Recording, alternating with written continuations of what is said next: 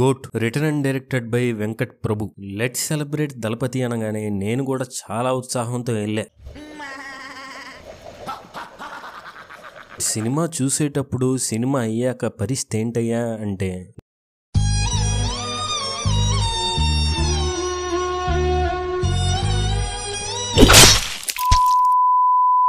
Goat అంటే greatest of all time అని అనుకున్నాను. బట్ జనాల్ని గోట్ చేసి ఇలా బలి చేస్తారని నేను అనుకోలేదు. నేనైతే బలైపోయాను. 1, 2, 3 గంటలు. మళ్ళీ ఈ సినిమాని కొంతమంది మహానుభావులు నచ్చిందని చెప్పుకోవడం సర్ప్రైజ్ అంట. ఇదే అయితే రొట్టరా అనుకుంటారు కదా, అది అవ్వదు. సో అది నాకు బాగా నచ్చింది సినిమాలో. అలాగే ఇప్పుడు ఈయన ఈ మాట అన్నాడు కదా, ఈయనకు బుర్రలేక గెస్ చేయలేదేమో. నా పక్కనుండే పిల్లలు కూడా సింపుల్ గా సినిమా రాబోయే ట్విస్ట్స్ ని తర్వాత ఏం జరిగిద్దో అని ఒక అరగంట ముందే చెప్పేస్తున్నారు. అంత ఈజీగా గెస్ చేయొచ్చు ఈ సినిమా. ఈ బార్బెల్ సినిమాల్లో ఎంత ఇల్లిటరేటో మళ్ళీ నిరూపించాడు. ఓకే, ఈయన గురించి తర్వాత ఇంకో వీడియో చేద్దాం.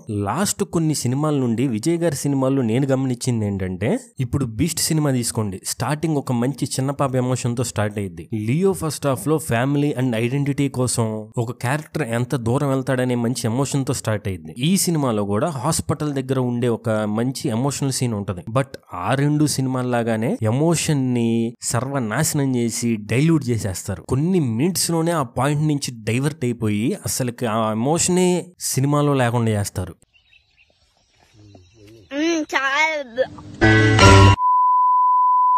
ఇక డి ఏజింగ్ యంగ్ దళపతి ఎలా ఉన్నాడు బ్రో అని అడిగితే, మీరు ది ఐరిష్ మ్యాన్ రీసెంట్ గా వచ్చిన ఇండియానా జోన్స్ మూవీలో యూజ్ చేసినంత క్వాలిటీ అంత ఉండదమ్మా.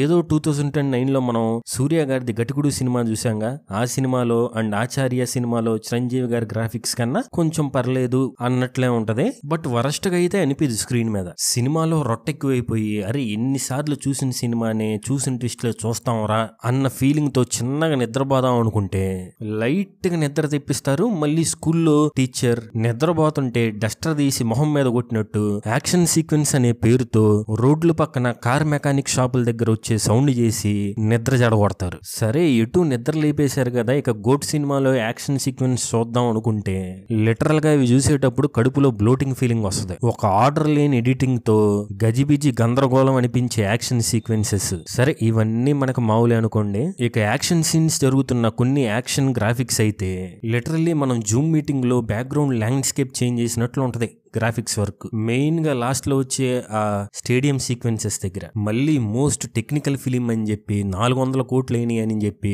డబ్బాలు కొట్టుకోవడం. బడ్జెట్ సినిమాకి అయిందా లేకపోతే వీళ్ళు 5 కంట్రీస్ ట్రిప్ వేసి రావడానికి అయిందా? మ్యూజిక్ ఒక్క సాంగ్ ఇంట్రెస్టింగ్ గా అనిపించలేదు. బ్యాక్గ్రౌండ్ మ్యూజిక్ ఏమీ లేదు. స్టోరీ వల్ల స్క్రీన్ ప్లే వల్ల వచ్చి ఒక హై మూమెంట్ లేదు మానాడు లాగా. ఇవన్నీ వద్దు బ్రో, మేము దళపతి ఫ్యాన్స్, మాకు దళపతి వర్సెస్ ఇలయ దళపతి చూస్తే చాలు, లాస్ట్ లో ఐపీఎల్ మ్యాచ్ ధోని ఎంట్రీ ఉంటే చాలు, దళపతి వచ్చి నుంచుంటే చాలు అనుకుంటే మీకు నచ్చిద్ది చూడండి. మీ ఒపీనియన్ ఏంటో కూడా చెప్పండి. ఇదైతే నా పర్సనల్ ఒపీనియన్. సో సబ్స్క్రైబ్ చేసుకోండి ఈ ఛానల్ కి ఇలాంటి ఒపీనియన్స్ కోసం.